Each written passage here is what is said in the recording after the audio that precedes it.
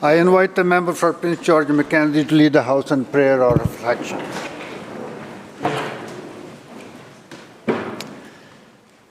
Dear Lord, we pray that we can deliberate in the spirit of selfless service.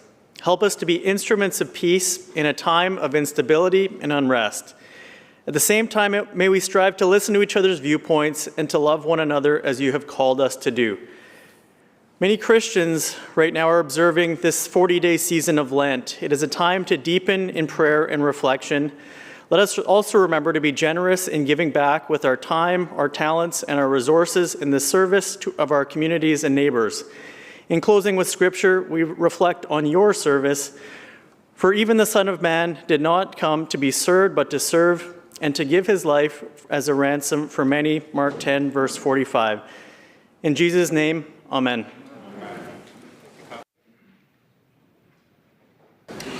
Introduction by members. Member for Victoria Swan Lake. Honorable Speaker, it's with great excitement and pride that I introduce students representing the Reynolds Raybots robotic team from Victoria's Reynolds Secondary in my riding. Welcome Oliver Herman, Sarah Mass, Riley Vos, Brianna Davis, Joel Ryder, Calvin Spindlow, Taya Anderson, Nicholas Bernhard, Tyler Stocks, and Tyler Stickney. These exceptional students are headed to the first Robotics World Championship in Houston next week. Please join me in a warm welcome and in wishing them, thank you so much for the warm welcome and wishing them the very best for their upcoming competition.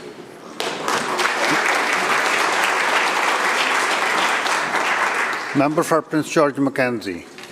Mr. Speaker, I'd like to welcome Chris Aitchison and the BC Construction Association, as well as construction associations from across the province.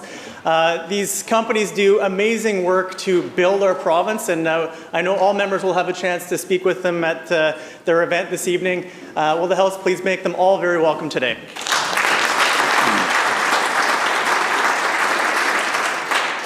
Minister of Labour. Thank you, Honourable Speaker. We are so fortunate today to be joined in the gallery this morning by members from Move Up. Move Up represents 13,000 union members across both the public and private sectors in British Columbia. Their members do fundamentally important work to support British Columbians.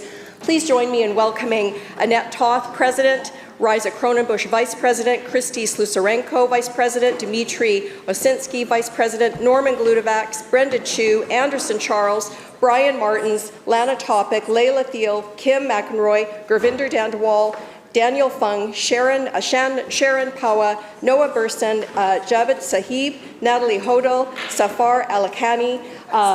They will be talking about the important issues and work that their members do over the next couple of days. Would the House please join me in making them feel very welcome?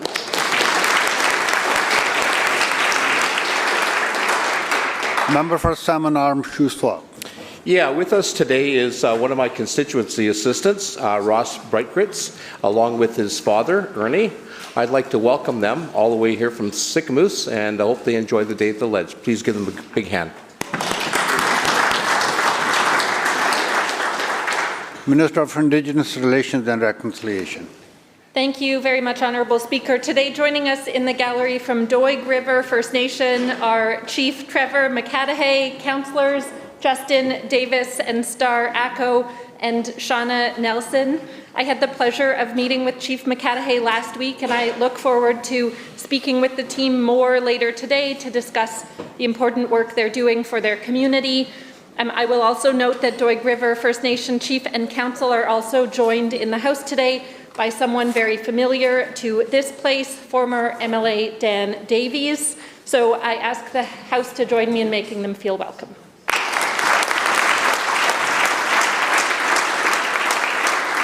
Minister of Public Safety and Solicitor General. Thank you, Mr. Speaker. I'm pleased today to welcome Maureen Karagianis, a longtime member of this House for many years, back today. I hope the House will make them truly welcome. Minister of State for Local Government. Thank you very much, Honourable Speaker. It's with great delight today that I welcome Ryland Stokes here in the Legislature. Ryland is from the Kootenays, from the East Shore. He graduated from LV Rogers last year, and now he's studying political science at the University of Victoria and really enjoying his studies. And so he'll get to watch question period today, and then we're going to go on a tour of the legislature. So please, if everyone in this house could please make Ryland feel very, very welcome. Thank you. Minister of Agriculture and Food. Thank you, Mr. Speaker. I just love it when constituents take time out of their busy lives to come and visit us at the Legislature. Today we're welcoming Roger Boutillier from Saanich South. Roger is visiting today with the Brentwood Bay Probus Club and getting a tour of the Legislature. I've never met Roger before, but I'll track him down after this. Thank you for visiting. Member for Ladysmith Oceanside. Thank you, Honourable Speaker. While they're not in the House today, my family is celebrating 2 special birthdays today. And as we all know, this job takes us away from the ability to do that. So I'm hoping that the members can help me wish a very happy birthday to 2 people who are special to me. One is my stepdad, Len Manuel, who has been the coach extraordinaire of my children through all of their sporting careers, as well as one of the best campaign volunteers. I didn't know he had it in him, but boy, did he show up. Happy 74th to my stepdad, Len. And my son's bestie, Basil Wells, who is just about the best 14-year-old kid you could possibly hope would be involved in your kid's life. So Basil, I am so happy that you are in my life, and I am so happy for your youthful and wise influence. Happy 14th birthday to Basil Wells. Could the House help me make them feel special on their birthdays?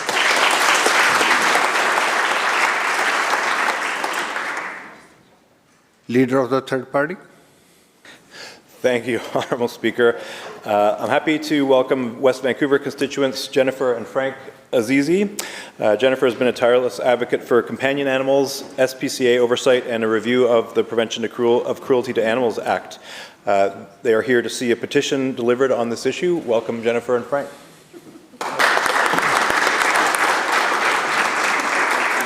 Member for Surrey City Centre. Thank you, Honourable Speaker. Today we have a very special guest in the gallery, our super administrator, super coordinator, and the Deputy Speaker's assistant as well. We have Teresa Scambler. Will the House join me in making her feel very welcome?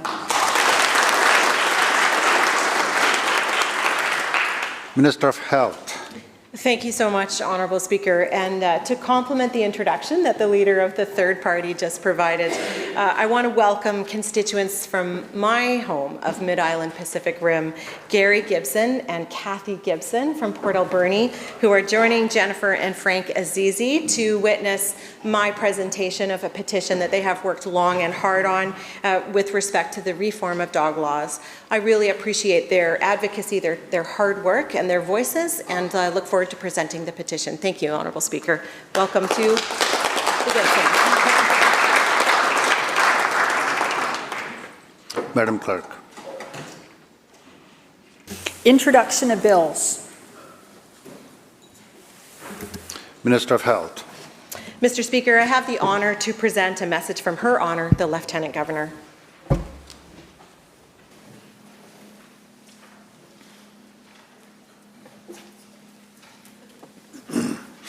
Her Honour, the Lieutenant Governor transmits herewith Bill number 9, entitled Healthcare Costs Recovery Amendment Act 2025, and recommends the same to the Legislative Assembly. Minister. Thank you, Honourable Speaker. I move that the Healthcare Costs Recovery Amendment Act 2025 be introduced and read for a first time. Mr. Speaker, I'm pleased to introduce this bill to amend the Healthcare Costs Recovery Act. The Healthcare Costs Recovery Act, first brought into force in 2009, supports a sustainable healthcare system by allowing the province to recover the costs of healthcare services provided to medical service plan beneficiaries who have been injured or who have died due to the negligence of a wrongdoer. This ensures that the burden of paying for these costs falls on the wrongdoer and not taxpayers. These amendments will address gaps that are currently preventing the province from recovering healthcare costs to the fullest extent possible. The amendments will narrow the circumstances in which the Act does not apply because the beneficiary was injured in the course of their work, lengthen the window of time during which a claim can be amended to include a health services claim, expand disclosure obligations for defendants and their insurers, define who counts as an insurer under the Act, clarify the effect of liability waivers, require that the province be notified when a third-party defendant is added to the legal proceedings and automatically include a healthcare cost claim against the third-party defendant when that happens, extend limitation periods to ensure the province has time to begin legal proceedings after being informed of a claim, and allow prejudgment interest to be collected from defendants. Thank you. Question is first reading of the bill. All those in favor indicate aye. Aye. Opposed? Motion carried. Minister. Thank you, Honourable Speaker. I move that Bill 9 be placed on the orders of the day for second reading at the next sitting of the House after today. You have heard the question. All those in favor indicate aye. Aye. Opposed? Motion carried. Madam Clerk. Statements by members. Member for Prince George North Caribou. Thank you, Mr. Speaker. I rise today to present a ditty that's becoming, well, somewhat popular in the central interior along Highway 97. If you'll indulge me, sir. Quesnel River Bridge is falling down, falling down, falling down. Quesnel River Bridge is falling down, Mr. Premier. Broken concrete, holes in girders, holes in girders, holes in girders. Broken concrete, holes in girders, Mr. Premier. Quesnel River Bridge is past its time, past its time, past its time. Quesnel River Bridge is past its time, Mr. Premier. Let us build the interconnector, interconnector, interconnector. Let us build the interconnector, Mr. Premier. Paint over rust carries no weight, carries no weight, carries no weight. Paint over rust carries no weight, Mr. Premier. Too narrow, too old, and too much traffic, too much traffic, too much traffic. Too narrow, too old, and too much traffic, Mr. Premier. See the concrete hit the water, hit the water, hit the water. See the concrete hit the water, Mr. Premier. See the rebar hit the rails, hit the rails, hit the rails. See the rebar hit the rails, Mr. Premier.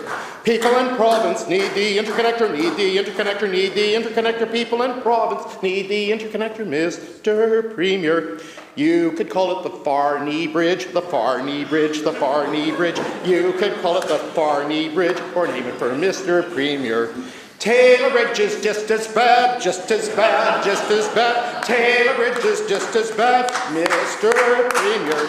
Quesnel River Bridge is falling down, falling down, falling down. Quesnel River Bridge is falling down. Thank you, Mr. Speaker.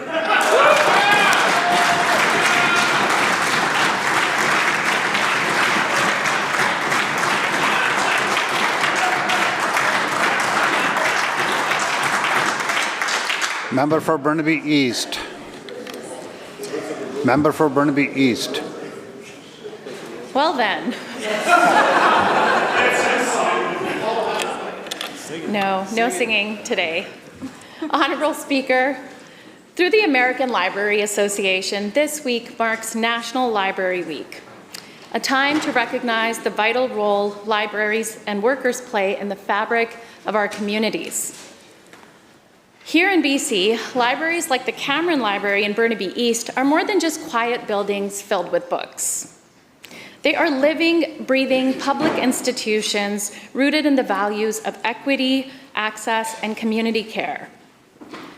In this age of rampant misinformation and digital overwhelm, especially in the South, libraries stand as trusted beacons, helping people sort fact from fiction, navigate complex systems, and find the truth in a time when that's not always easy to do.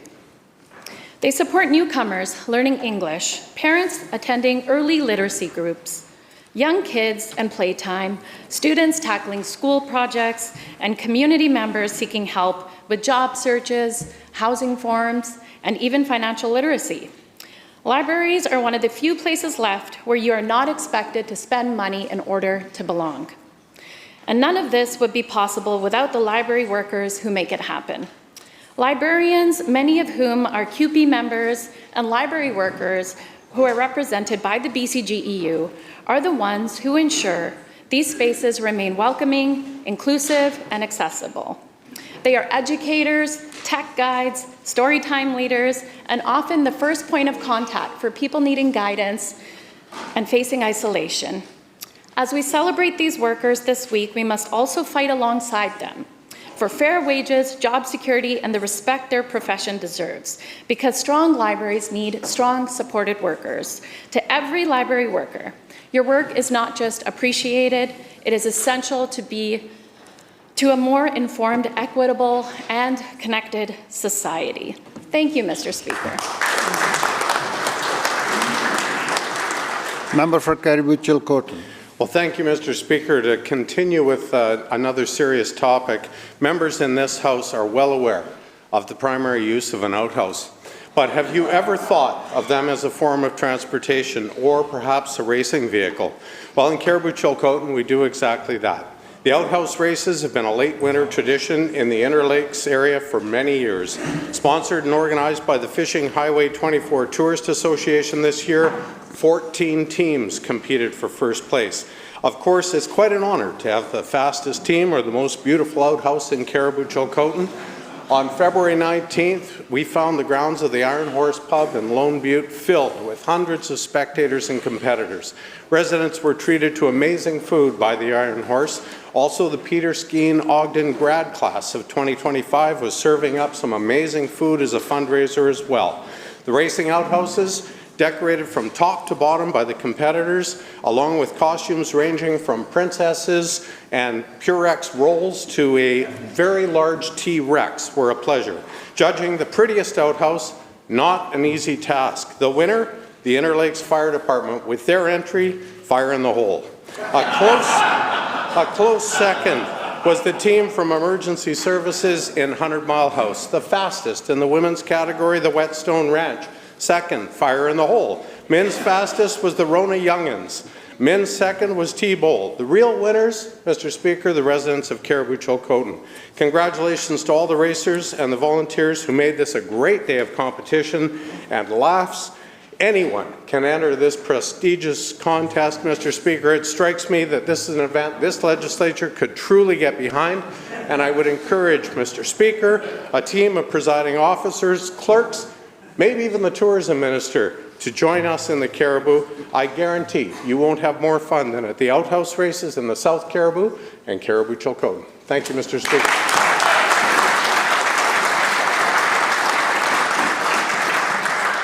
Member for Nanaimo Lansdale. Mr. Speaker, British Columbia has a choice. We can lead or we can be left behind.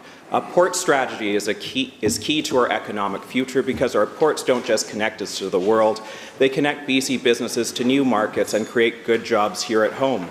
Canada's ports generate over $53 billion in economic output. In BC, the industrial marine sector contributes nearly $7 billion annually to our economy. Last week, on behalf of the Minister of Transportation and Transit and his Parliamentary Secretary for Transit, I attended a groundbreaking for the Duke Point expansion at the Port of Nanaimo with DP World and Nanaimo First Nations. Through our ports, forestry products from our mills supply builders in South Korea. Seafood from our waters fills tables in Japan, and clean energy technology from BC powers projects in Europe. Yet sometimes it's easier, or it appears easier, to ship across the Pacific than across Canada. That's why considering a short sea shipping strategy or using ports like Nanaimo, looking at feasibility studies to address future BC port capacity needs, and working with the federal government in partnership with Indigenous communities to recognize their rightful place at the economic table is essential. A port strategy would allow us to ease congestion in Metro Vancouver and create the necessary redundancies for our supply chains, as we learned after the extreme weather events at the Coquihalla. Imagine a future where a company in Prince George can ship across Canada as easily as overseas, where young British Columbians are trained for high-paying skilled jobs in port logistics and shipping. This is what our government is already doing, growing the economy to secure BC's future on the economic stage and world stage. Quebec already has a port strategy that diversifies their markets. So if BC is the gateway to the world, let's act like it by working with our ports and our rail and doing what we can to ensure that we open markets across Canada and internationally. Because if BC gets this right, we won't just win the next decade, but we will win the next century. Thank you, Mr. Speaker.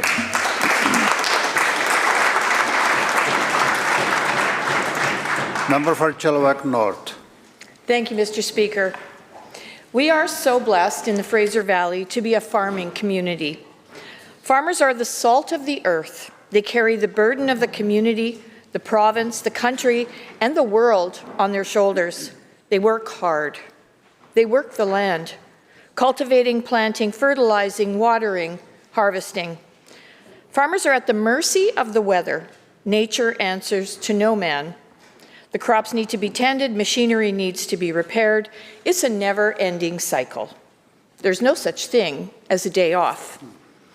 When we had the terrible flood a few years ago, farmers, friends, neighbors were out in boats trying to rescue livestock, taking whatever they could to higher ground.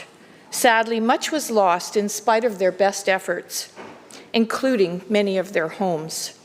We owe much to farmers, not just for what they provide us, but also for their commitment, hard work, and sacrifices. Farmers know and teach their families what hard work looks like, because it is quite simply just what they do every day. The heartbreak when a predator takes down their precious livestock or an infestation ruins a crop. But then comes the joy of spring, with the cycle of rebirth beginning again. In the words of the prolific Paul Harvey, God said, I need somebody who will plow deep and straight and not cut corners, somebody to seed, weed, feed, breed, and rake and disc and plow and plant and tie the fleece and strain the milk and replenish the self-feeder and finish a hard week's work with a 5-mile drive to church.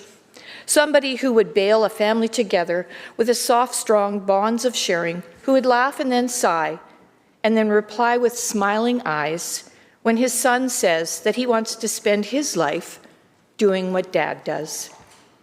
So God made a farmer, and we are grateful he did.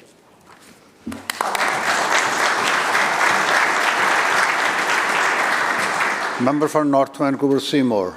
Thank you, Mr. Speaker. As always, I would like to begin by acknowledging that I work and live on the traditional and unceded territories of the Musqueam, Squamish, and Tsleil-Waututh peoples. And when I'm working and living in Victoria, I acknowledge the Lekwungen people, specifically the Songhees and the Kosapsum, who have lived here and stewarded these lands and waters since time immemorial. Today, I would like to recognize a fantastic local nonprofit organization that provides funding to families facing financial challenges so that their kids can also participate in sports.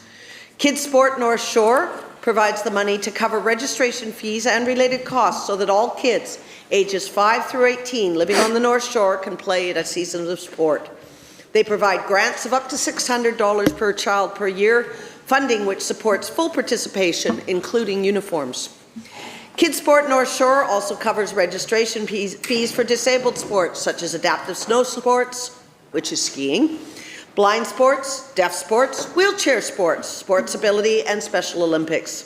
They have supported and sponsored 4 disabled youth athletes and provided over $2,000 in grants.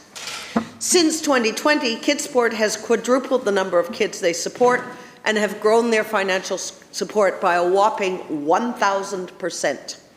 This Herculean effort is down to the enthusiastic and energetic volunteers that I had the chance to meet this past Saturday. I attended the Kids Sport annual new and used equipment sale. Happy to report it was a massive success and will undoubtedly help many, many kids and their families. An entire high school gym was filled with tables, in turn filled with gear for all the sports you could think of for kids to be part of. Everything was laid out so it could be seen, tried on, and purchased for a reasonable cost.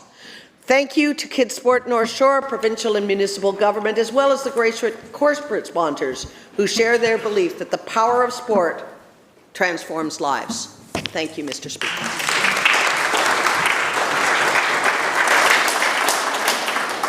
Honourable members, before we continue with this morning's proceedings, the Chair would like to provide guidance to members with respect to their responsibilities in ensuring that appropriate timelines are met to enable second reading debate of private members' bills during private members' time on a Monday morning. The Chair is aware that the practices for Monday mornings as of the current Parliament are still new, and this guidance is intended to better serve the House and all members as we navigate this new reality. As members are aware, a private member's bill requires 2 days' notice before it can be introduced and read at first time. After introduction and first reading, sufficient time must also be provided to work with the law clerk and parliamentary council to finalize the bill before it is authorized to be printed and distributed, and therefore noted as printed on the order paper. The length of time required is dependent on the bill's readiness at introduction and often whether the member has received appropriate advice on the propriety of the bill during the drafting process. Generally, bills that are introduced in good form are printed within 2 or 3 business days of introduction. The chair will also note that should a situation arise where a member is first on the list of precedents for private members' business and they do not have an eligible item of business on the order paper, such as a bill showing as not printed, the member would be removed from the list of precedents for the remainder of the Parliament, or until such time as the list may be re-established. The House would then proceed to the next member on the list of precedents to advance their item of business as provided in Standing Order 27, subsection 4. The Chair has seen bills introduced only 1 or 2 sitting days in advance of their anticipated second reading debate, putting their eligibility to proceed at risk.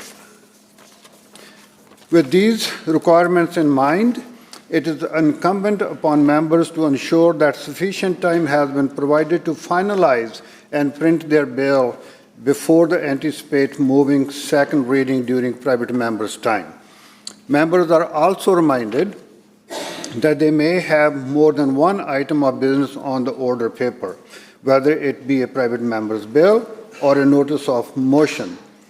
Although private members' motions also require 2 days' notice, they would be eligible to be called for debate as soon as they are listed on the order paper, providing another option for private members to bring their business forward.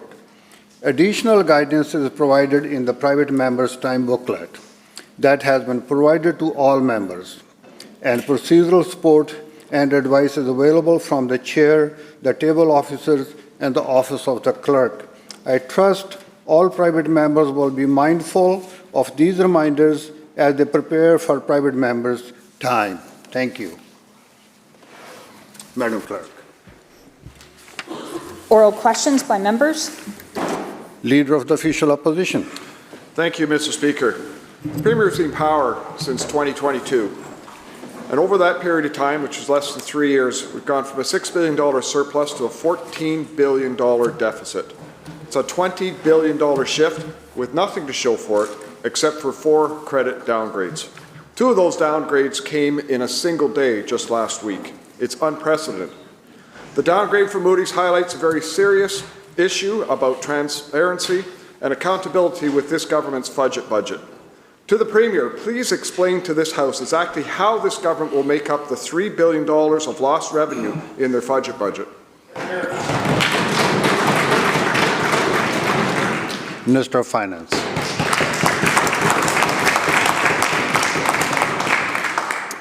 Thank you, Mr. Speaker. Thank you to the member opposite for the question. This budget is focused on 3 primary things. First, protecting core services for British Columbians. It's also deeply focused on ensuring that every dollar that we are entrusted with from British Columbians is well spent. That's why we're doing an efficiency review. That work is ongoing and we'll report out on it on Q1. It's also focused on revenue growth. These things must happen in concert. We are going to move things to a balanced budget. It's going to happen over time, over multiple budgets, Honourable Speaker. Member supplemental.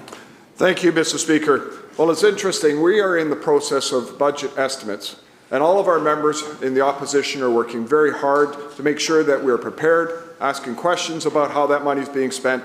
The question really is, when you've got that big a hole in the budget, when you're off by that much, how on earth can we be efficiently being able to do our job when we have no idea whether there's going to be cuts or whether there's going to be changes? $3 billion deficit, Mr. Speaker. This is nothing trivial in terms of this, what's happening in British Columbia. This government knew in advance that they were going to get rid of the carbon tax. They campaigned on it.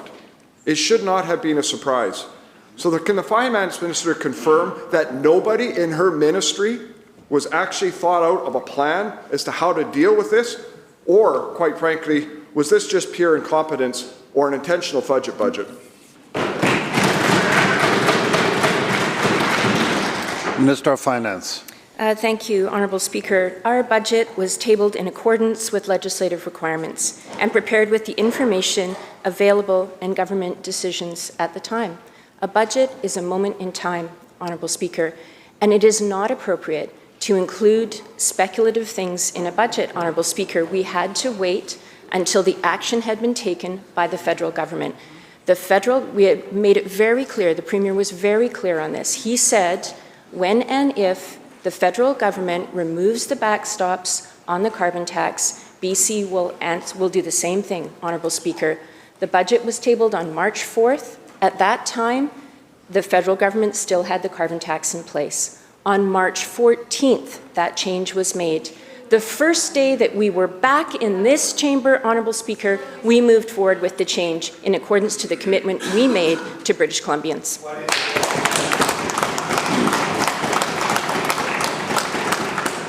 House Leader of the Official Opposition. On Thursday, April 3rd, a question was raised by opposition regarding Moody's projection that the province's deficit would balloon to $14.3 billion. The minister's response, quote, "The member opposite can make up numbers all he wants," end quote. The numbers were not made up. Moody's stated that their projected deficit of $14.3 billion was due to, quote, "Our projections include the adverse revenue impacts of the province's recent decision and legislative change to eliminate the consumer carbon tax," end quote. I'd like to offer the minister an opportunity to retract her statement that the opposition was making up numbers about her budget. Will the minister retract her statement and acknowledge that Moody's projected this government to accumulate a $14.3 billion deficit?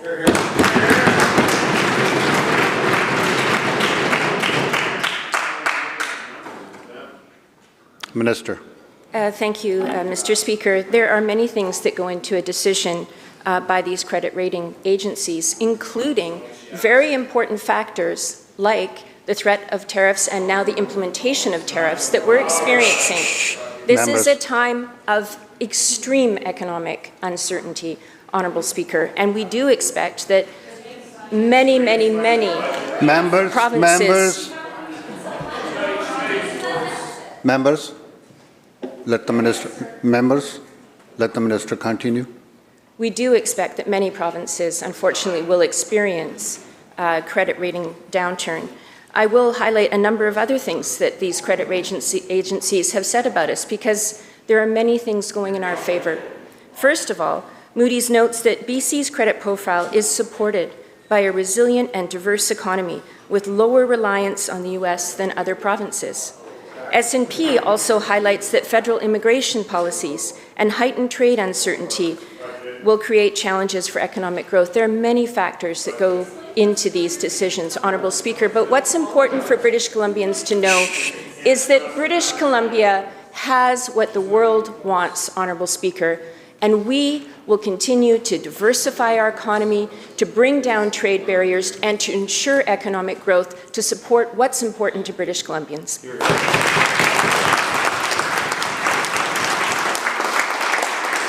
Member supplemental. Accountability matters, transparency matters, and this government has already been called the most secretive government in Canada, quoted by the BC Freedom of Information and Privacy Association. This opposition works very hard to dig into numbers, hold the government to account, but when we can't get accurate information, it's downright irresponsible. Again, will the minister do the right thing, pause the Committee of Supply, or at the very least, admit in the House and to the people of British Columbia that the new deficit that we're facing down is in fact $14.3 billion.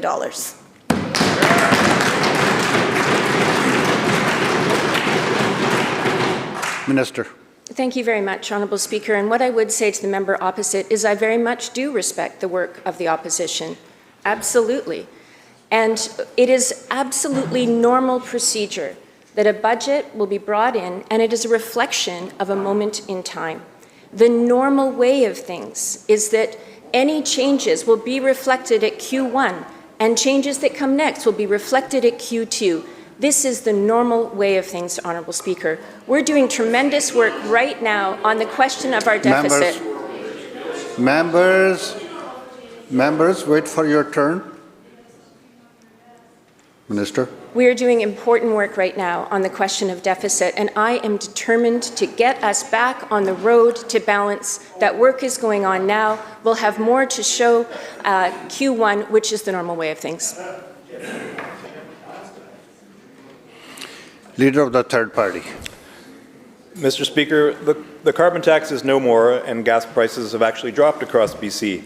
But despite the Premier's warning to the industry, whether these prices will last is far from certain. How much oil and gas companies stand to profit from this abrupt change is yet to be seen. The 2019 Fuel Price Transparency Act requires companies to submit data, but it also needs to carry consequences when consumers are being gouged. In the Sea to Sky, for years, residents have been paying the same or higher price for fuel despite a 12-cent per litre differential from the TransLink levy, that they don't have to pay. So the FPTA has not benefited my constituents, despite the BCUC's data confirming that Sea to Sky drivers have been overcharged for 4 years. Mr. Speaker, if kitchen table affordability is really this government's focus, my question for the minister is, when will you give the BCUC some teeth so it can take a bite out of blatant profiteering by oil and gas companies? Minister of Energy. Well, thank you very much, Honourable Speaker. And this legislature did pass the Fuel Price Transparency Act in 2019. And that act has had a very significant effect, that transparency, and frankly, the work of a lot of people, including independent organizations, in ensuring that differentials between fuel price in British Columbia and other provinces are not there. In fact, the extent of that differential has been reduced by 62%, which shows the value in this case of the legislation that we passed unanimously in this legislature. And there will be a continuing task, particularly in this time, when affordability is important for people, and when we have to ensure that the full value of the carbon tax cut goes to consumers. There will be, of course, important activity done by the BCUC in support of that. The member might well argue, and he presumably is arguing, for full regulation of prices in BC, but our act, Honourable Speaker, is based on transparency. It's working very effectively. I think it's acknowledged to be working effectively, and we have to continue to support the BCUC in its work. Member supplemental. So while carbon taxes became a scapegoat during the inflation crisis, oil companies were actually the biggest driver of rising costs. A recent report for the Centre for Future Work shows how oil companies pocketed $151 billion during the fossil fuel spike of 2022, costing Canadian households an average of $12,000 each. The report warns that without action, BC remains vulnerable to future price spikes. The best protection against oil price spikes is to transition away from fossil fuels, and the Green Caucus will continue to push in this direction.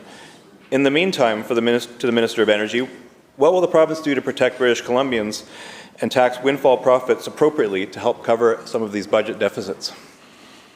Minister.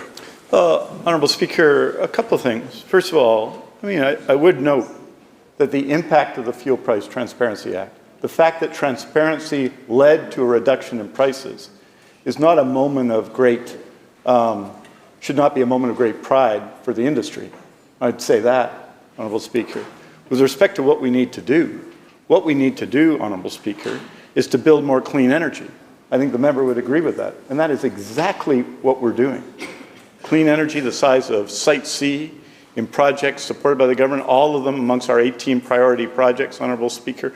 Wind and solar projects that are lower priced, Honourable Speaker, and will serve British Columbia for a generation, Honourable Speaker, and displace, when we do that, displace often energy resources that have to come from elsewhere. They're good for the economy for that reason. They're good for communities. They're good for regions, particularly in the interior of the province. And we've got to continue to do it. Our response to this must be to lean into building more electricity so consumers and everyone else can have more options. Member for Delta South. Mr. Speaker, I recently spent 4 hours in agriculture foods estimates reviewing programs meant to support food security and farmers across this province. Is the minister cutting these vital programs, or are billions being added in debt to their budget?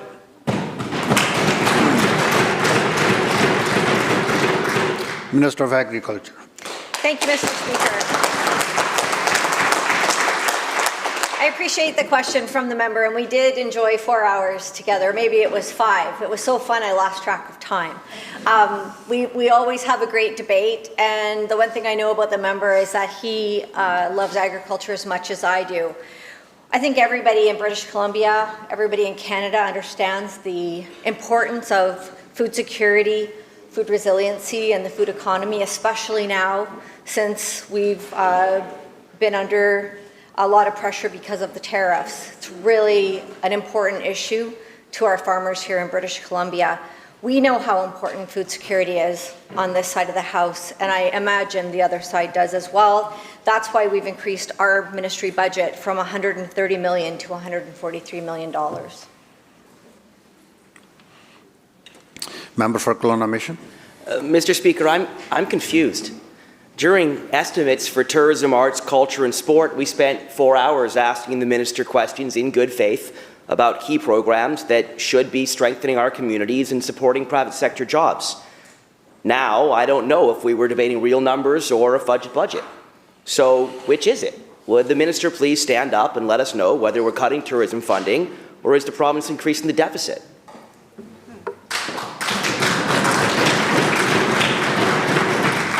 Minister of Tourism, Arts and Culture. Thank you, member. Thank you, Mr. Speaker. I'm just so excited about the future for our province because tourism is in every one of our communities. Tourism provides incredible jobs for over 127,000 British Columbians. It's actually Tourism Week in BC. I say Tourism Week, Tourism Month, Tourism Year, because we have so much opportunities to support our communities. So I'm glad the member asked questions and estimates. I'm sorry the critic was unable to join us. I send her my best wishes, but I've just got to say the future is bright for tourism. I'm keen that we're supporting it. I'm keen we're investing in it in communities all across this province, and I'm looking forward to continuing to support our tourism industry. I wish the others would get on board. Thanks, Honourable Speaker. Member for Surrey North. Thank you, Speaker. In tourism estimates, I asked about the FIFA World Cup. Was the minister using real or made up further budget numbers during this debate?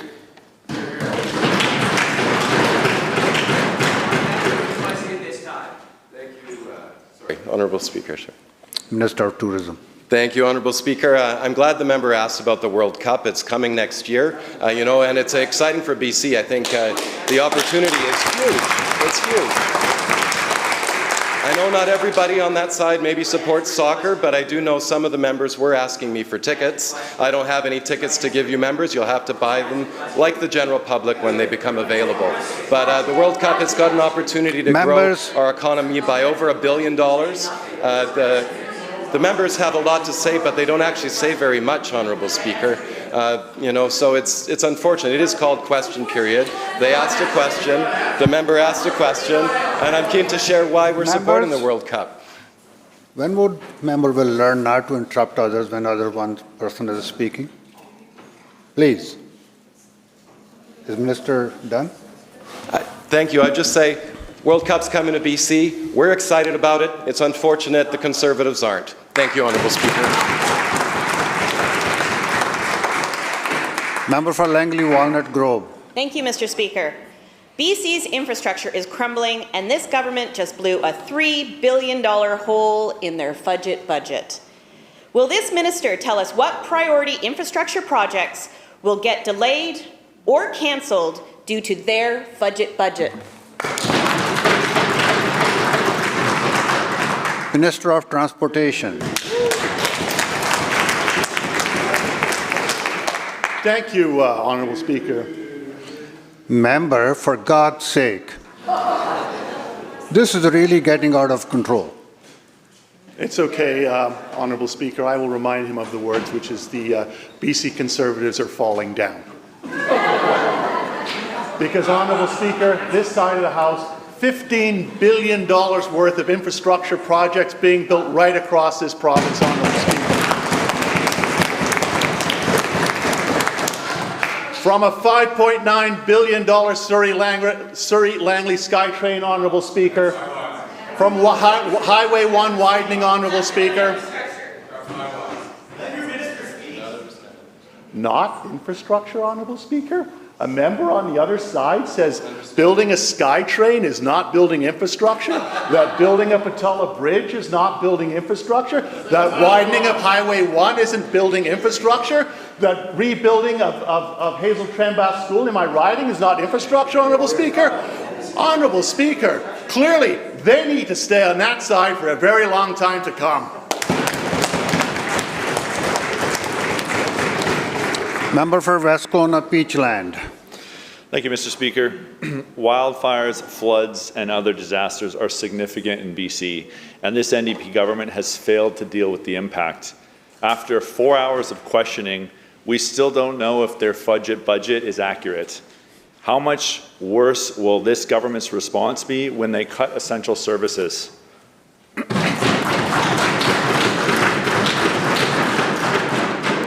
Minister of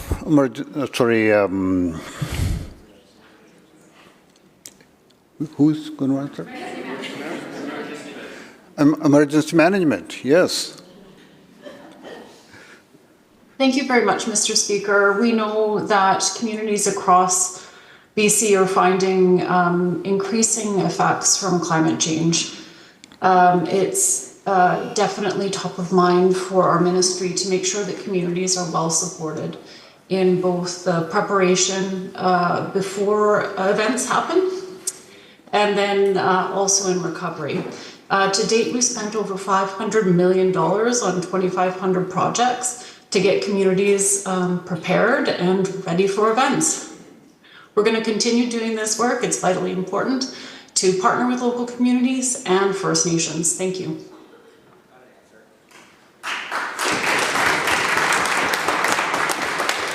Member for Richmond Centre.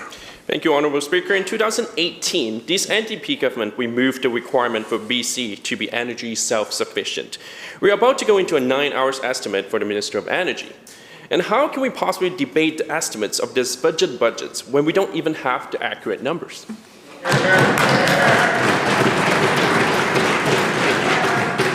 Minister of Energy. Honourable Speaker. Honourable Speaker, the member will know that with respect to energy self-sufficiency and energy projects, BC Hydro routinely submits all of that information to the BC Utilities Commission for review. I'd suggest he look there, Honourable Speaker. In addition to that, Honourable Speaker, we do need, I'd agree with everyone, more energy in BC. And I am surprised, Honourable Speaker, that when we are saying we need to build projects and we're building projects, the opposition opposes them, Honourable Speaker. I am surprised, Honourable Speaker. There they go again, Honourable Speaker. Members. There they go again, Honourable Speaker.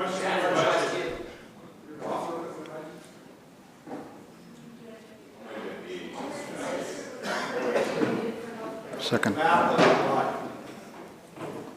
Minister will continue.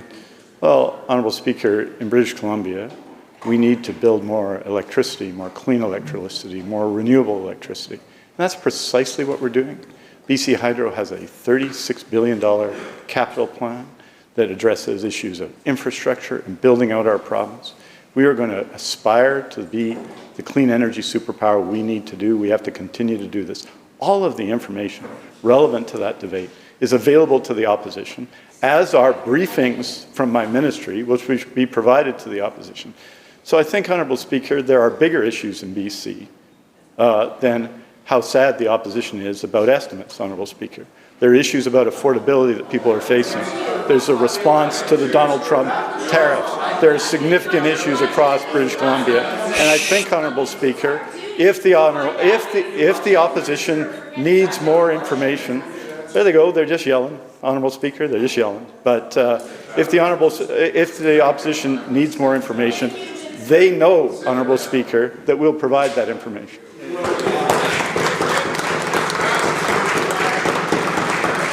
Member for Prince George Valemount. Thank you, Mr. Speaker.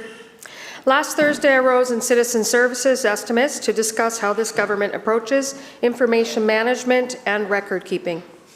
It was interesting to confirm during estimates that this government has signed a contract worth over $5 million with Elon Musk's Starlink to provide high-speed broadband services to rural communities. Is the $5 million contract cancelled, or is it still part of the budget?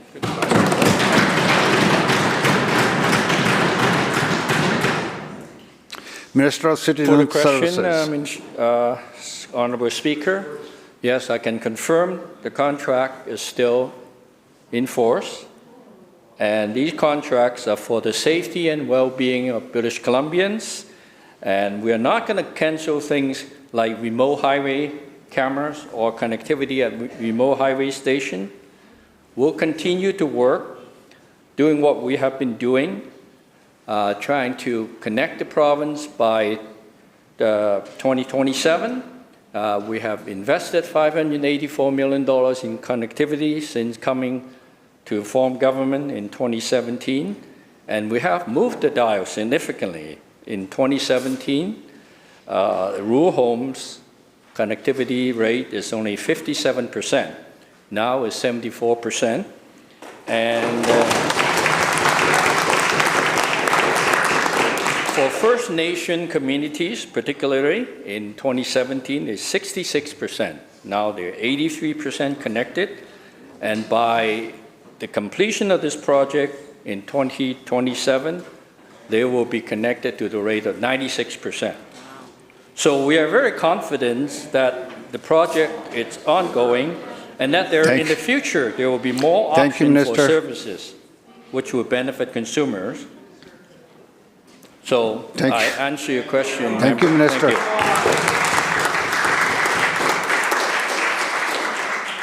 you. Member for West Vancouver, Capilano. Thank you, Mr. Speaker. My fellow MLA and I, we spent 6 hours in education estimates questioning the Minister of Education and Childcare about their priorities. Will this minister have to cut vital education programs to try and balance their budget?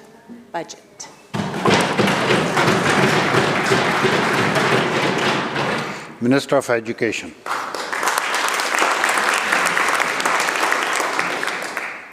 Thank you, Speaker. And what I can do is confirm that we are spending more money than we ever have before in education. We, in our government, are doing everything we can to set our kids up for success. We are continuing to protect core services like education in light of an uncertain times, including Trump tariffs. We are investing an additional $370 million in education this year to do some amazing things. I'm going to highlight a couple of them. Speaker. We've invested $30 million to improve literacy for all students. An additional $20 million to boost the Student and Family Affordability Fund, which helps pay for student necessities like school supplies. And we're expanding our food program, Honourable Speaker, with almost 90% of our schools in BC now offering school food programs. That's $214 million, Honourable Speaker, because we know a child who's hungry can't learn to their best ability. We're going to continue to invest in our kids. I get the honour of doing that now from birth to graduation, and we're going to keep supporting them. Thank you. Member for Abbotsford West. Well, British Columbia is facing a $14.3 billion projected deficit and growing, so students, institutions, and training programs deserve clarity. Through the Speaker, can the Minister confirm whether post-secondary and future skills funding can expect cuts? Minister of Post-Secondary Education. Thank you, Honourable Speaker, and thank you so much to the member across for that question. Yesterday, in estimates, I did confirm that there was extra investments in post-secondary education and future skills. In fact, Honourable Speaker, since 2017, our government has increased operating funding to post-secondary institutions every year and provided over $1 billion in additional grants between 2017 to 2025.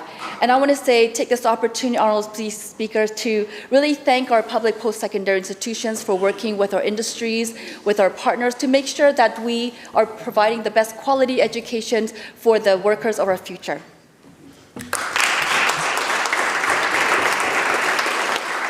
Member for Skeena.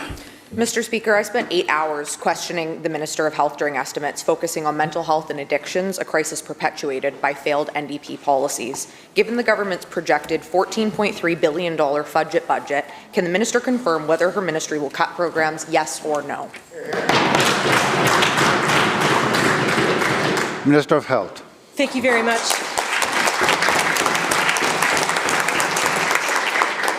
Thank you very much, Honourable Speaker.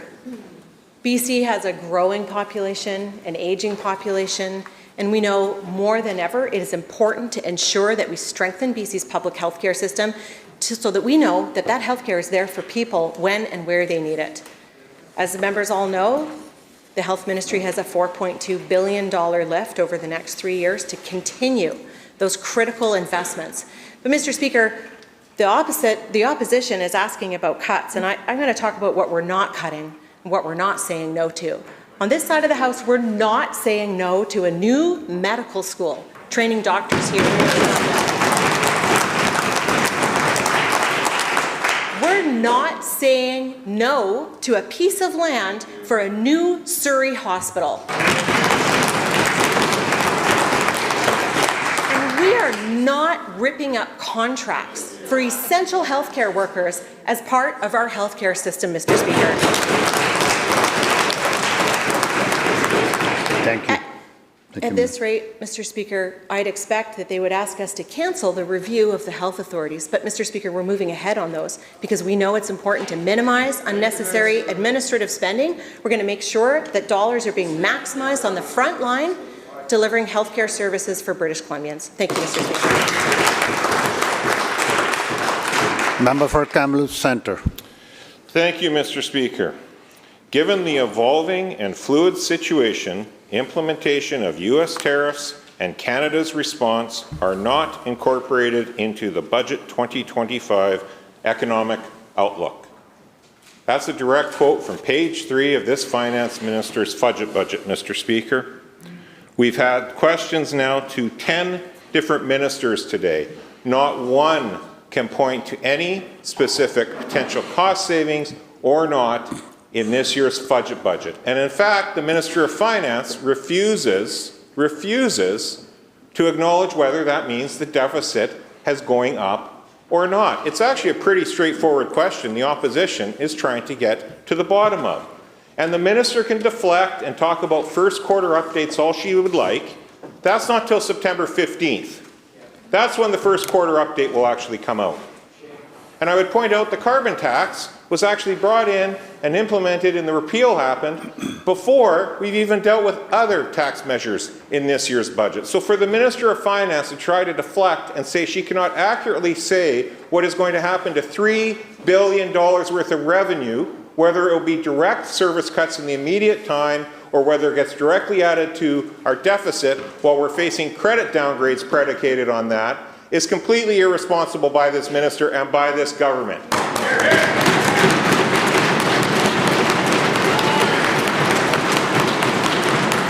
the Energy Minister talks, perhaps he could give advice how to backdate budget documents to this minister so we could get some accurate numbers. When will we have an accurate representation of what is happening to the revenues and expenses in this province?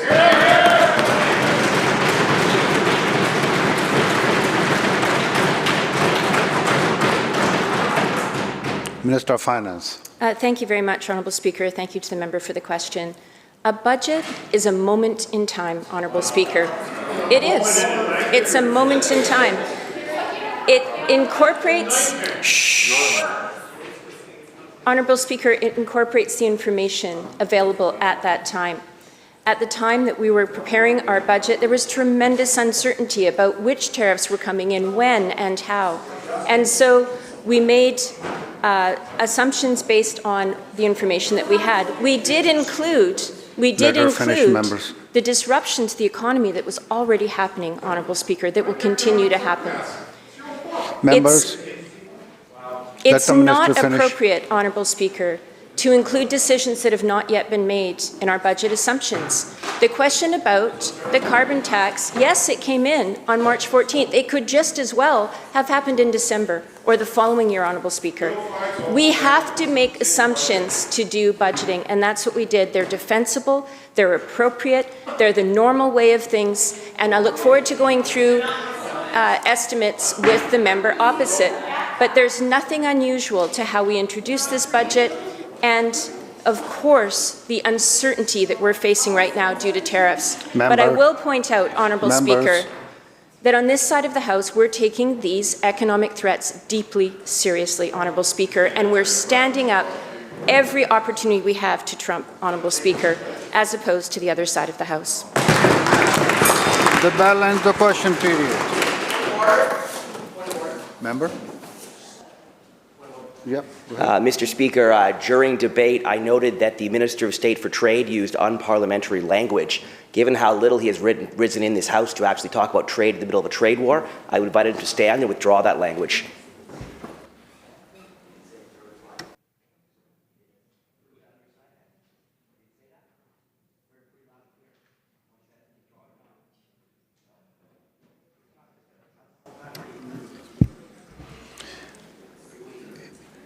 Is member of state willing to respond? If not, the chair will review the answered recordings. Members, honourable members, I have the honour to table a Human Rights Commissioner report, quote, "We are still here," unquote, report of the inquiry into detention under the Audit Guardianship Act. Mr. of Finance. Thank you, Honourable Speaker. The member opposite has raised a question of privilege, which I would like to respond to this afternoon and before the House rises. Thank you. Madam Clerk? No. Sorry, Minister of Health. Thank you, Honourable Speaker. I have the honour of presenting a petition to the Assembly, approximately 3,000 people across British Columbia, requesting to reform BC dog laws, stopping arbitrary seizures, euthanasia, and providing access to justice. The petitioners request that this House reviews and amends Section 49 of the Community Charter and related legislation to provide transparency, accountability, and oversight, clarity, humane reforms, and fairness to dogs, guardians, and the public, and to recognize that a dog's best interests are worthy of consideration in all aspects. Thank you, Honourable Speaker. Madam Clerk. Orders of the day. Government House Leader. Thank you, Honourable Speaker. In this chamber, I call continued estimates debate for the Ministry of Health. And in the Douglas Fur Room, Section A, I call continued estimates debate for the Ministry of Post-Secondary and Advanced Education. Committee chairs.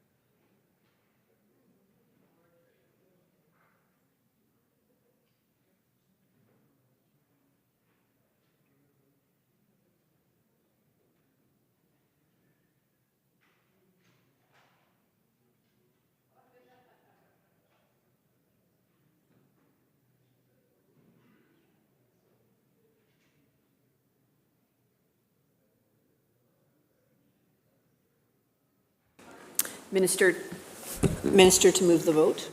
Thank you, Madam Chair.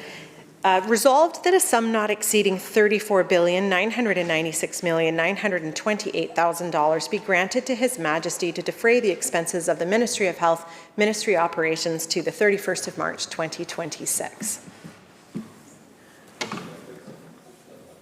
Member for Skeena. Thank you, Chair, and thank you through you to the Minister for finally providing that breakdown of publicly funded beds. I appreciate it. I will note that it arrived at the very end of my time, so it's going to be difficult to ask the follow-up questions that this information demands, so I'm going to try and be brief by working a fair bit of it into one question, if that's okay. So according to the document, there are 2,189 publicly funded beds across the province.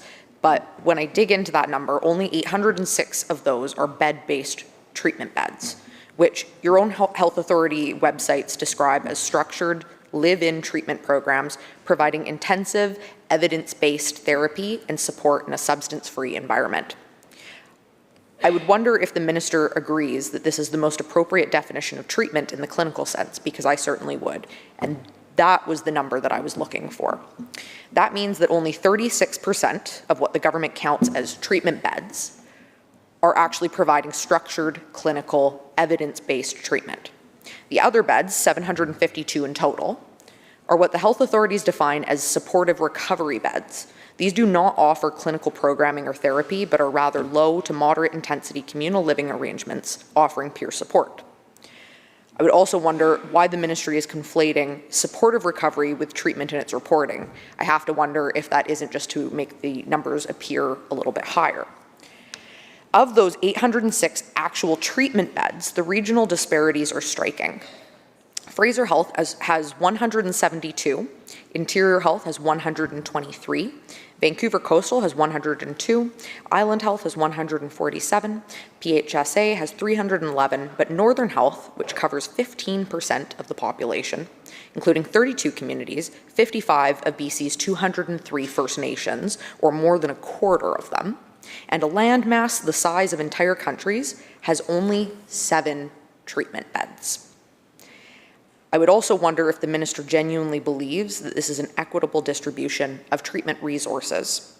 To put this in a global perspective, Northern Health spans an area that is equivalent to countries like Ukraine or South Sudan, and twice the size of countries such as Italy or the Philippines, and yet it receives just 0.8% of the province's bed-based treatment capacity.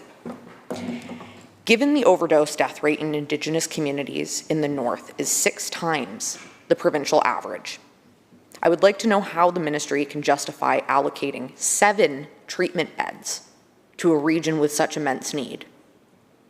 Would the minister also agree, through you, Chair, with my previous statements I have made in the House that access to detox services without immediate follow-up access to structured treatment is for many people a death sentence?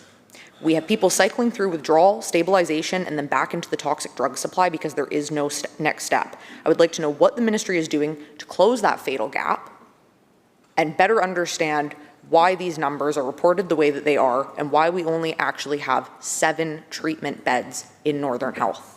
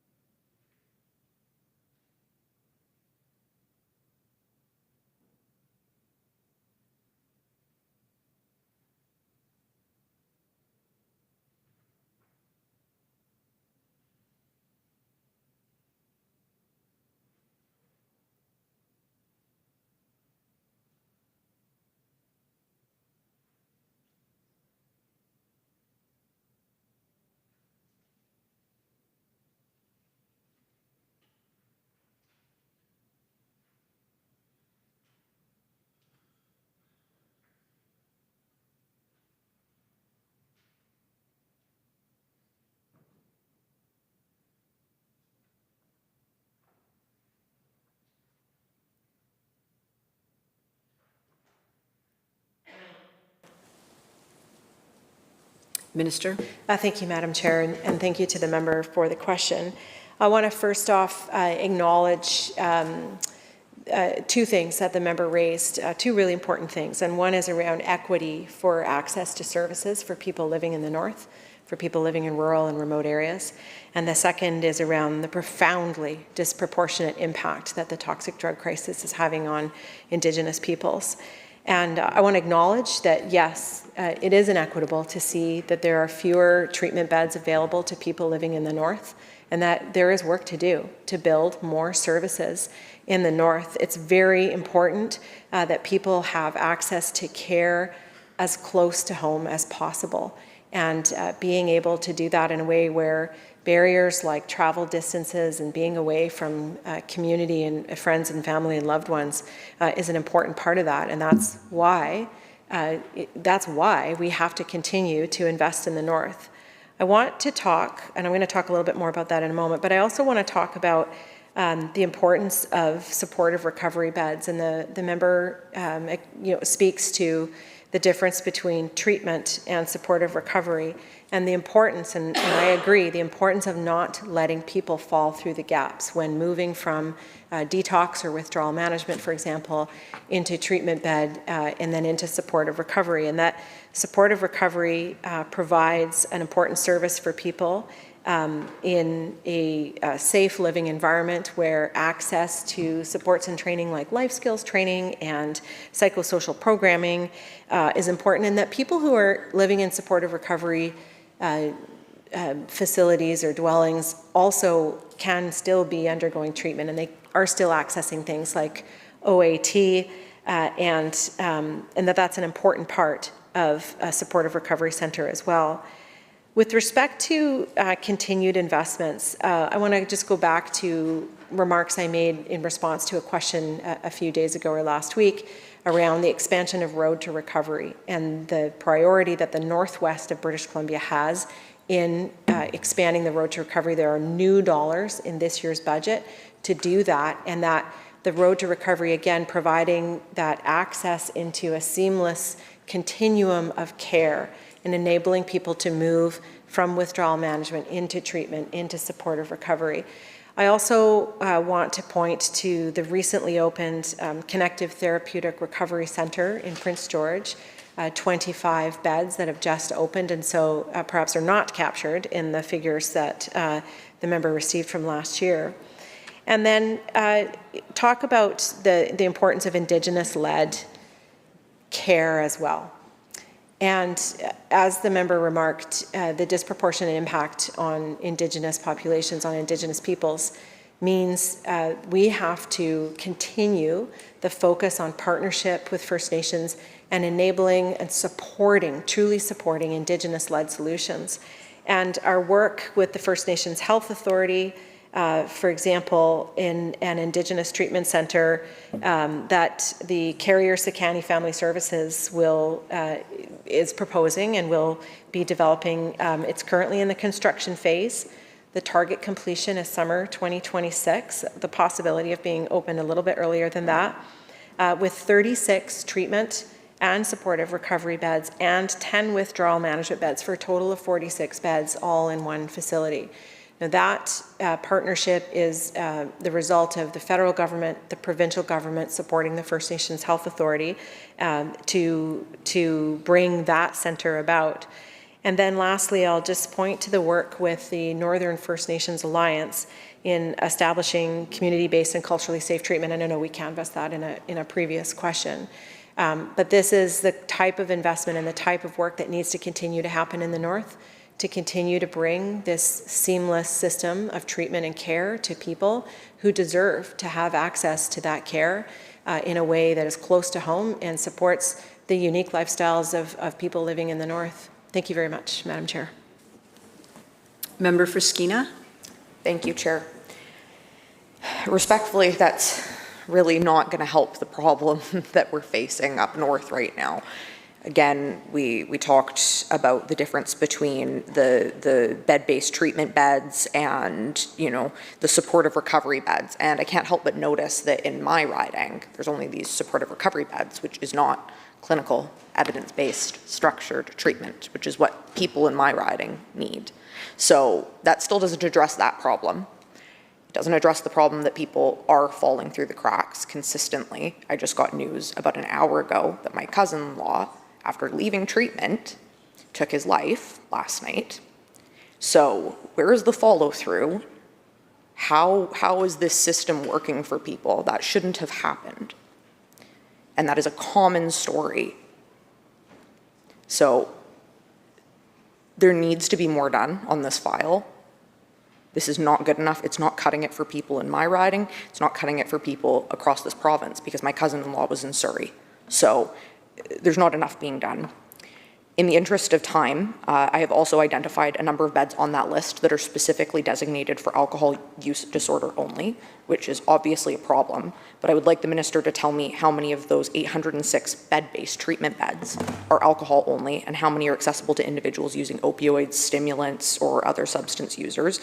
We are in the midst right now of a toxic drug crisis, so I would hope that the minister agrees that we need to prioritize treatment that reflects the substances driving deaths so that those numbers could be detracted from that total number. I would welcome the minister to get back to me on that when she has the time, through you, Chair.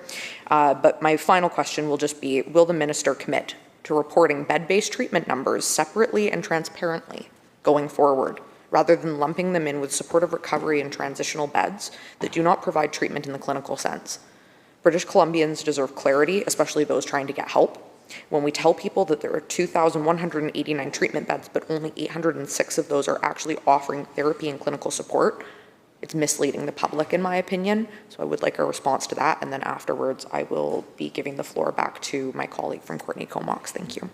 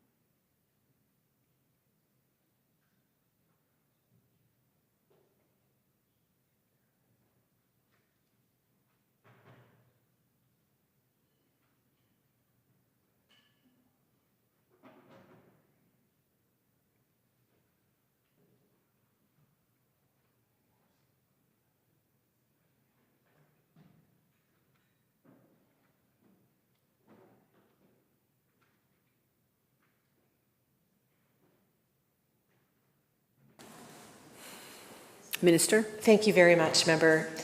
First of all, I want to express my condolences to the member for Skeena, and that is absolutely tragic news to hear about her cousin-in-law. And I think bringing the stories like this and the impact that it has on people to this House is a really important part of raising awareness and slowly making it easier for us to be able to talk about this, but also building bridges of understanding so that we can work together on investing and on treatment for people, on meeting people where they're at, and doing everything we can together. Madam Speaker, the full range of types of treatment, which are not limited to just bed-based treatment, but are available through other ways, through clinical counseling, through opioid agonist therapies, through the work at supportive recovery centers and all of that.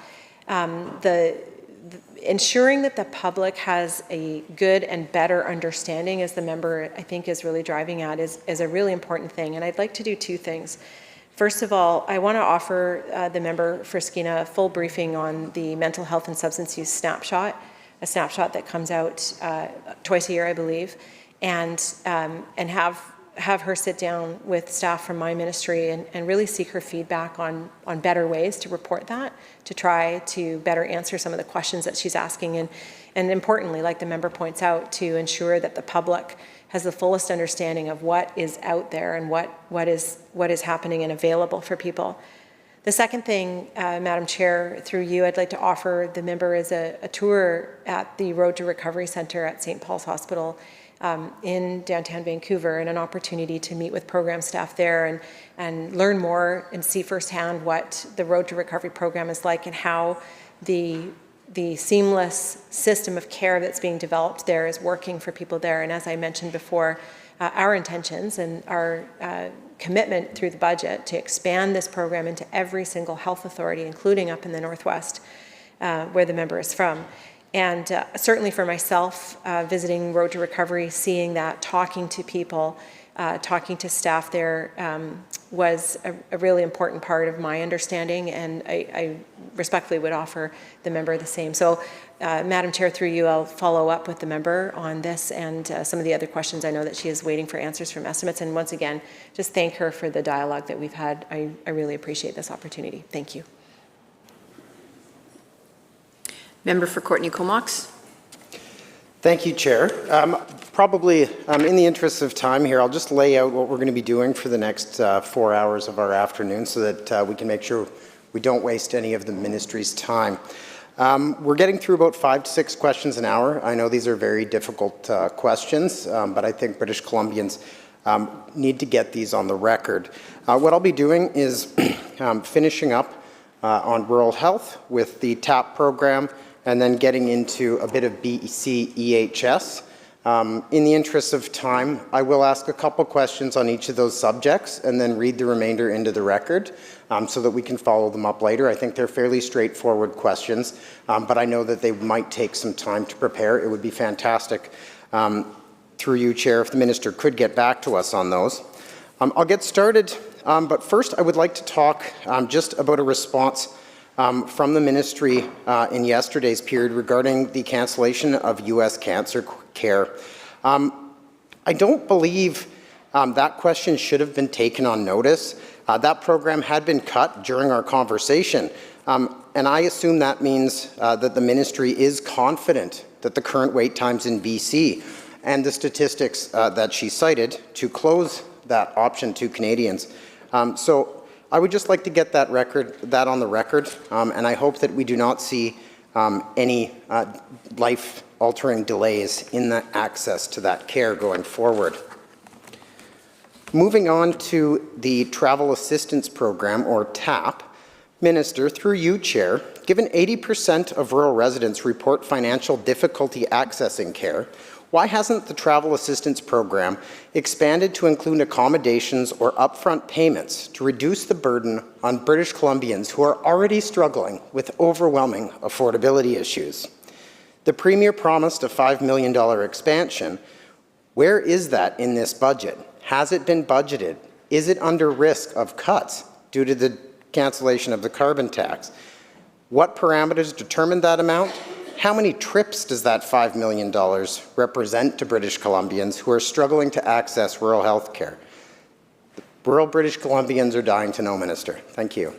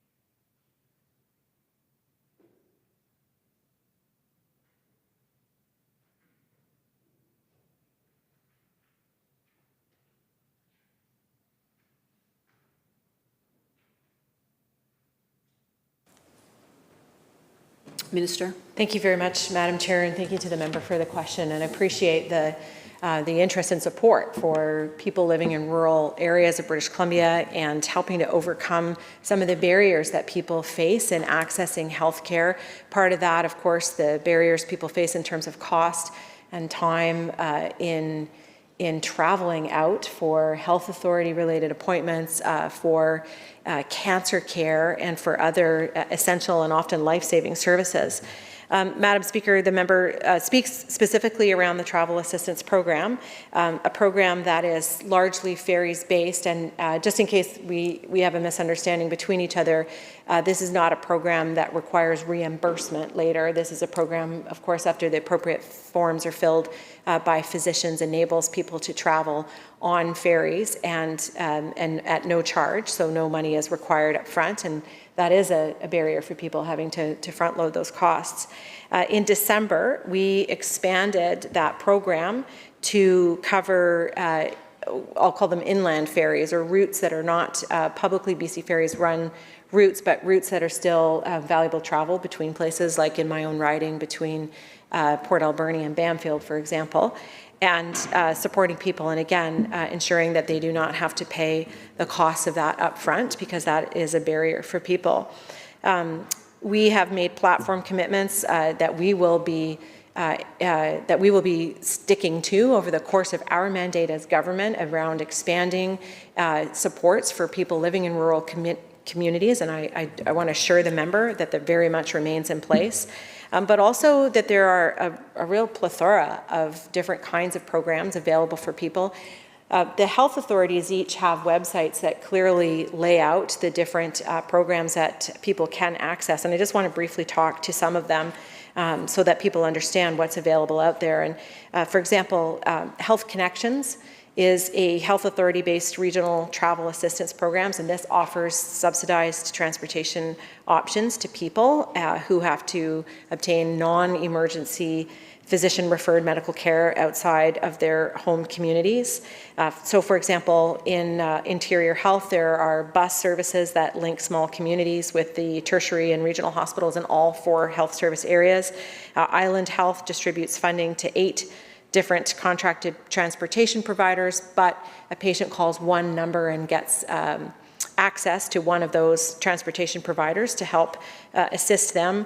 Vancouver Coastal Health similarly has established services in places like Bella Coola Valley, for example. Northern Health retains a contractor to provide low-cost bus transportation for patients who need out-of-town medical appointments in Northern BC and in Vancouver. The First Nations Health Authority, they also provide a medical transportation benefit, providing assistance with the cost of meals and accommodation and transportation to assist with that. The BC Family Residence Program, which provides accommodation assistance to enable families living outside Metro Van to stay together when their child requires medical care at BC Children's Hospital or Sunny Hill Health Centre for Children. This ensures that local transportation costs, meals, personal expenses, although those are the responsibility of the patient, that this program provides accommodation assistance and helps families stay close by to their children. The Ministry of Social Development and Poverty Reduction offers medical transportation supplements. The Ministry of Children and Family Development's At Home program provides medical benefits. The Ministry of Citizen Services maintains a courtesy listing of hotels in BC that provide discounted accommodation rates for people traveling away from home who are perhaps not able to access some of these other programs. Incredibly importantly, for people seeking treatment for cancer, the Canadian Cancer Society runs 2 programs to help cancer patients with medical travel. So Wheels of Hope, which connects people who need transportation with volunteer drivers, and a travel treatment fund that provides short-term financial assistance to cover some of those costs. Canadian Cancer Society received a $10 million investment from our government to ensure that they were able to deliver these programs. Similarly, we invested in Hope Air, a national charity that provides free flights to people who need to travel for medical care but cannot afford the cost. And we have supported them with direct funding from the provincial government as well. And then as we've canvassed a few times in the House recently, Angel Flight, so Angel Flight East Kootenay, for example, that this year will receive $250,000 to help provide people with assistance to travel out of a particularly tricky corner of BC that, particularly in the winter, presents risks for people who are traveling. Madam Speaker, that's a scan of some of the different supports. I want to assure the member that I think we have a continued need to see more investment and drive to support people who live in rural communities and enabling better access to care, and that's just what we'll do. Thank you very much. Member for Courtenay-Comox. Following up on that question, Minister, through you, Chair, how many TAP requests were denied or delayed due to the outdated paper-based system, and is that even a metric that the ministry tracks? Why is the TAP system not digitized, and is there funding in this additional $5 million or in the broader $35 billion budget for this modernization? I can fax it over to you if you'd like, Minister, but I as of yet have not figured out how to use that piece of equipment either. Can the Minister explain what's being done to modernize this program to get it back into the 21st century? Thank you.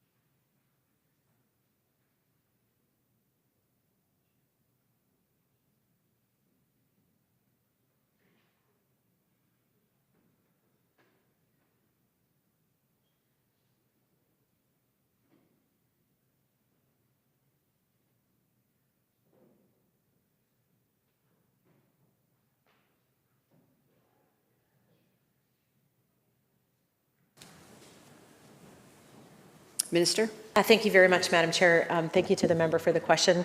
I think we would all like to abolish the use of fax machines. And to that point, though, too, I mean, everything we can do to reduce the administrative burden on physicians and on care providers and on people and make things easier is an important part. So I really appreciate the question. There were 98,248 travel assistance program approvals that were issued by the ministry for the fiscal year 23-24, which actually represents an increase of almost 10% from the year before that. We do not track the number of forms that are signed but not used, so I can't give a number in terms of what forms are not used. Small steps have been taken toward modernizing this, and it used to be just paper forms available in triplicate, and now there is the use of digital forms and being able to email them. But I'll acknowledge that there's always improvements that can be made in the system and making this easier for everybody, particularly the internal system of tracking this and ensuring that we, again, are reducing the administrative burden on physicians so that they can concentrate their time providing care to people. So I appreciate that question very much. And Madam Speaker, with that, I move that the committee rise and report resolution and not completion. I think I got the wrong slip.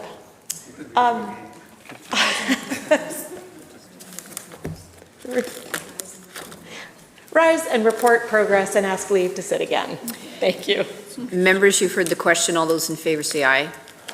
Those opposed, motion carried.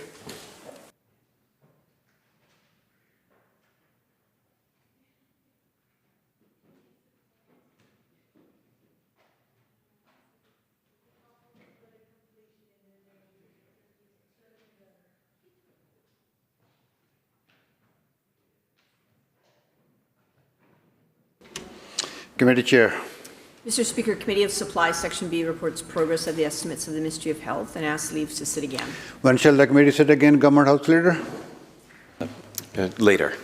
Next sitting. Yeah. Next sitting is ordered. Committee Chair. Mr. Speaker, Committee of Supply, Section A, reports progress on the estimates of the Ministry of Post-Secondary Education and Future Skills and asks leave to sit again. Government House Leader? When shall the committee sit again? Next sitting, of course. It's ordered. Thank you.